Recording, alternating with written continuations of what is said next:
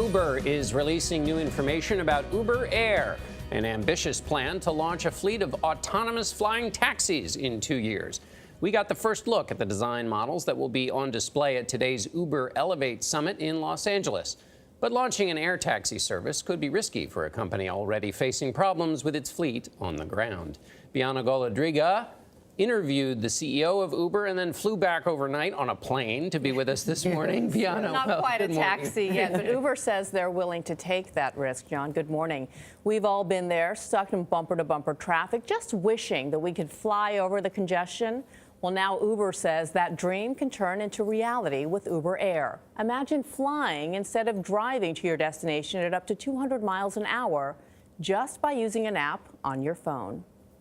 We think cities are going to go vertical in terms of transportation, and we want to make that a reality. So Uber CEO Dara Khosrowshahi says this model of an air taxi shows the company's vision for the future of transportation. It's a world where passengers request an Uber Air on their phone and then head to these rooftop skyports where the aircraft take off. We want to create the network around those vehicles so that regular people can take these taxis in the air for longer distances when they want to avoid traffic at affordable prices.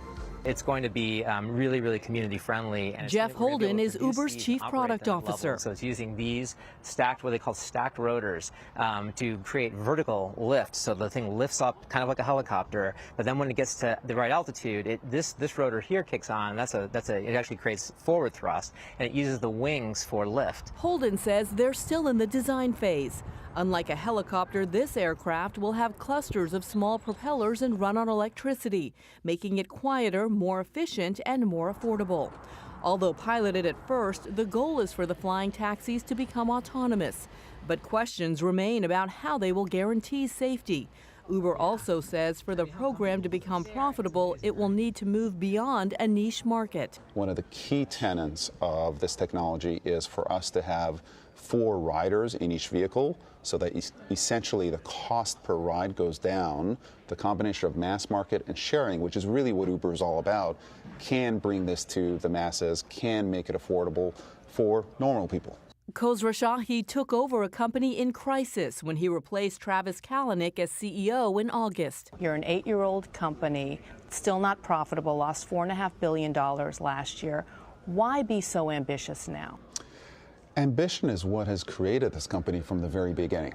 Part of what made this company great is that we take big, bold bets. That's part of the norms and the culture of this company, and this is another big, bold bet that we think ultimately is something that the cities of the future are going to need. While Khosrowshahi is focused on the future, the company is still navigating a troubled past, including a March accident involving a self-driving Uber with the safety driver behind the wheel that killed a pedestrian.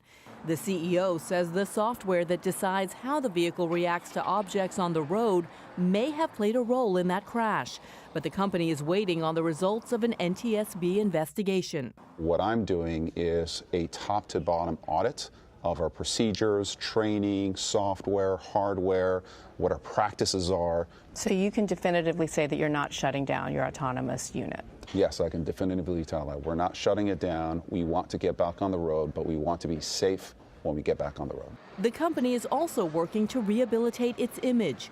A bombshell blog post last year detailing a corporate culture of sexual harassment was followed by numerous lawsuits and an internal investigation that led to Kalanick's resignation. How long do you give yourself as a leader to make sure that change is implemented for the better? If it's not changed right now, then I've failed. I will tell you that the company took upon itself to change. The change didn't start with me. What happened in the past was deeply unpleasant and wrong. But the company, from a bottoms-up standpoint, started changing, and I think it continues apace. How important is it for you to have female employees who feel safe and proud to work at this company? It's game over if we don't. We want everyone at Uber to feel safe, and if we fail at that, we will fail at a company, but we don't intend to. Khosrowshahi says he's concentrating not just on correcting the company's past missteps, but on making the necessary strides to ensure the company's future growth, including the launch of Uber Air. You know, you've got to set aggressive goals in order to push teams and people to make those goals. Uber plans to have Uber Air flight demonstrations as early as 2020. The company has also partnered with NASA to develop technology to control air traffic and prevent crashes.